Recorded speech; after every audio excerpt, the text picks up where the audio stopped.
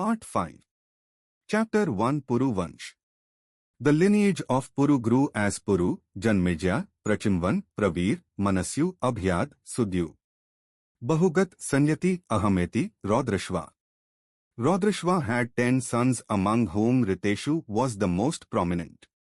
Riteshu had 3 sons, among whom Apratirath was most prominent.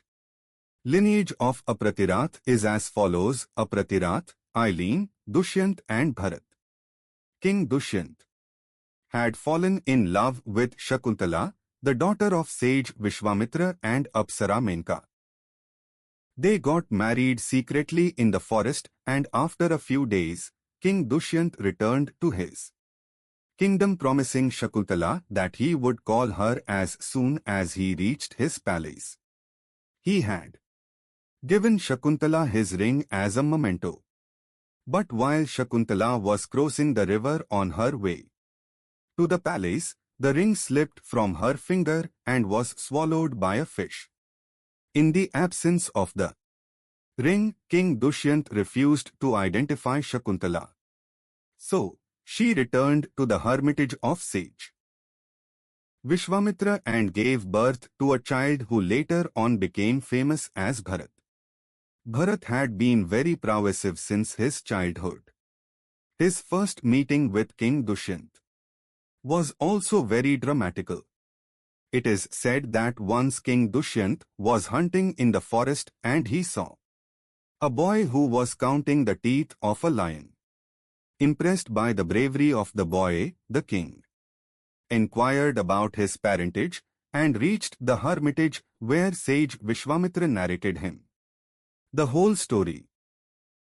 Meanwhile, a fisherman had also recovered the ring from the fish and handed it to the king, who had thus recalled the whole story. In the hermitage, King Dushyant came to see Shakuntala and he candidly accepted her and his son Bharat.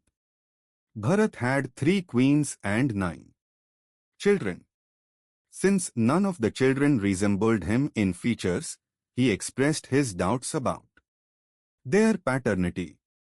Fearing the wrath of Bharat, his queens killed all the children. Then, with a desire to have a son, Bharat organized a Marut Somayagya. As a result, he got Bharadwaj as his son. Bharadwaj's second name was Vitat. His lineage grew as follows: Vitat, Manu. Manu had many sons like Brihat Kshatra, Mahavir, Nara, Garg, etc. Their lineage grew as follows: Nara, Sanskrithi, Gurupriti and Rantidev. Garg had a son Shini who became famous as Garagya and Shanya also.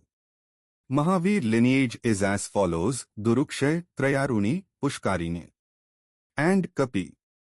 In the lineage of Brihat Kshatra occurred a king Hasti who founded the city of Hastinapur. Hasti had 3 sons, Ajmirha, Dwijmirha and Purumirha. Among the sons of Ajmirha were included Panchals and a daughter Ahilya. Ahilya was married to sage Gautam. They had a son Shatanand. Satyagriti was the son of Shatanand. Once Satyagriti happened to sight the extremely amorous and beautiful Apsara Urvashi. Her mere sight was enough to cause the ejaculation of his semen, which fell on a reed and divided into 2 parts. From these 2 parts were born a boy Krip and a girl Kripi.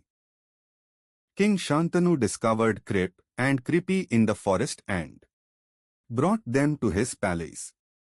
In later course, Kripi was married to Dronacharya, the teacher of Kauravas and Pandavas. Ashwathama was the son of Dronacharya. One of the kings named Kuru in the lineage of Ajmirha established the sacred region of Kurukshetra. Chapter 2 Description of Kuru Vansh. In the lineage of Kuru, there occurred a king Pratip. He had 3 sons, Devapi, Shantanu and Vahlik.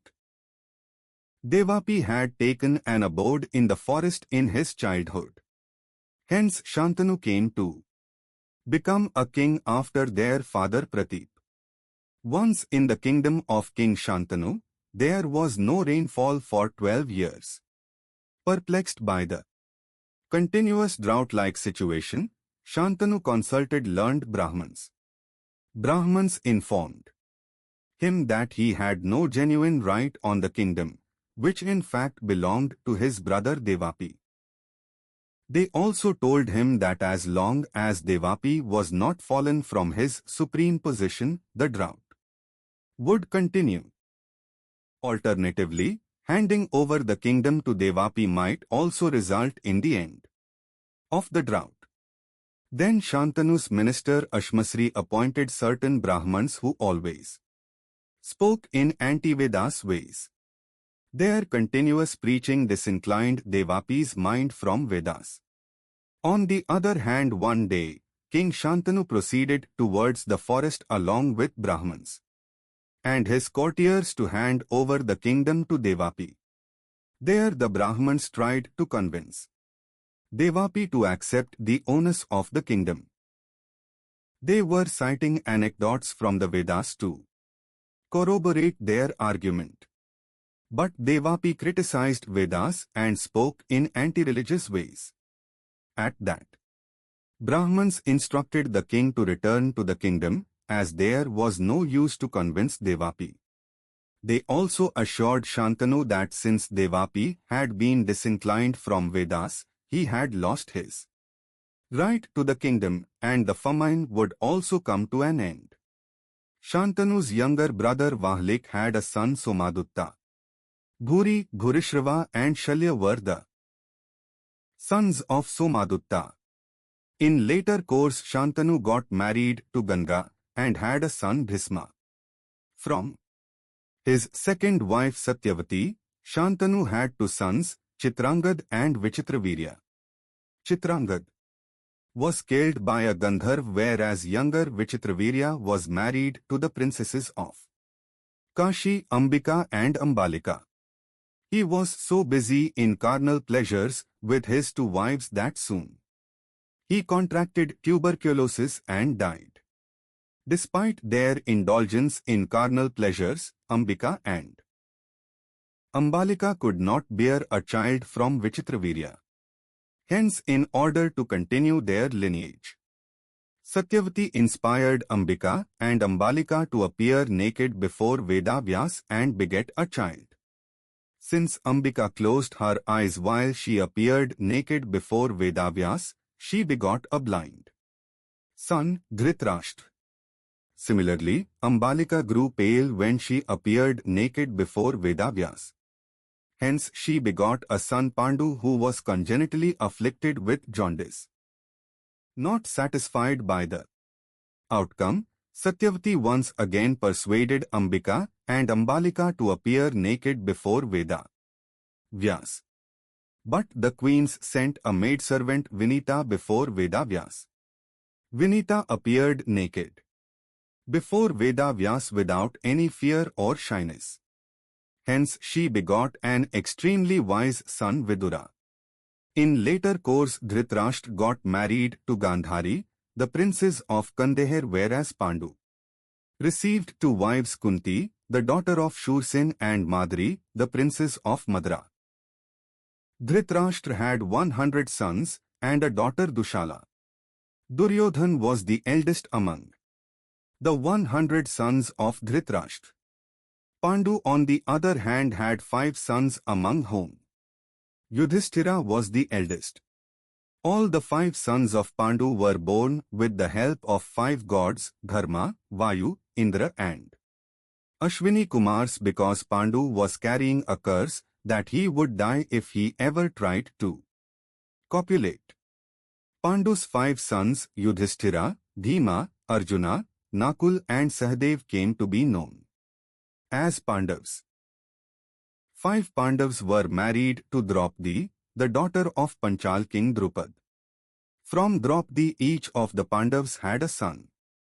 Their names were Prativindya from Yudhishthira, Shratsan from Bhima, Shrutkirti from Arjuna, Shrutanik from Nakul and Shrutkarma from Sahadev. Besides them, Yudhishthira had a son Devak from Yadhu. From Hidimba, Bhima had a son Ghatotkach, and from Kashi a son Sarvak. From Vijaya, Sahadev had a son Suhotra. Whereas from Renumti, Nakul had a son Nirmitra. Arjuna was the most prowessive among the Pandavas. Apart from Draupadi, he had 3 more wives, Ulupi, who belonged to the Nagas, Chitrangada, the princess of Manipur, and Subhadra, the sister of Lord Krishna. From these 3 wives, Arjuna had 3 sons: Iravan from Ulupi, Vabruvahan from Chitrangada, and Abhimanyu from Subhadra. In the battle of Mahabharat, all these sons of the Pandavas fought valiantly and sacrificed their lives. It was Abhimanyu's son Parikshit who continued the lineage of Pandavas and ruled the earth till right now. Chapter 3: Incarnation of Lord Krishna. Vasudev, the son of Shursen, was married to Devaki, the daughter of Devak. On that occasion of their marriage, Devaki's cousin Kansa was driving their chariot. At that time, a celestial voice declared that the 8th son of Devaki would kill Kansa. Kansa, in the excitement, was ready to kill Devaki 10 and there, but Vasudev convinced him, saying that he would himself hand over all his children to him. Thus assured by Vasudev, Kansa dropped the idea of killing Devaki. When the marriage of Vasudev and Devaki was taking place, Prithvi approached Brahma in the guise of a cow. She complained to Brahma that population of mean-minded people was increasing and that she was not more able to bear the burden of their anti-religious deeds. Prithvi said, "O Lord, the same demon Kalnemi whom Lord Vishnu had killed in his previous birth has taken incarnation of Kansa, the son of Ugrasen.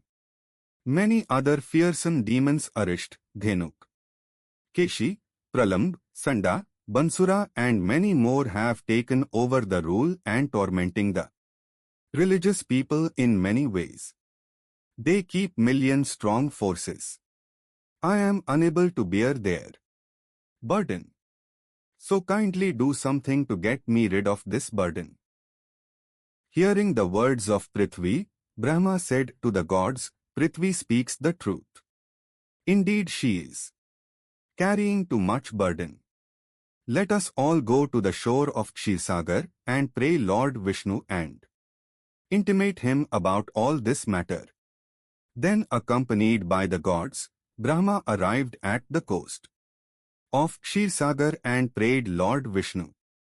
Pleased by their prayer, Lord Vishnu appeared before them in his universal form and said, "Brahma, believe my words and be assured that whatever you and these gods desire shall realize." Thus assured by the Lord, all the gods and Brahma prayed once again.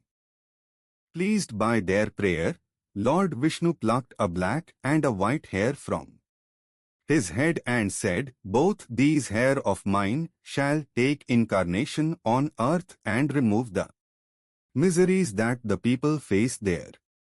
All of you take partial incarnation on earth to attenuate the strength of the demons.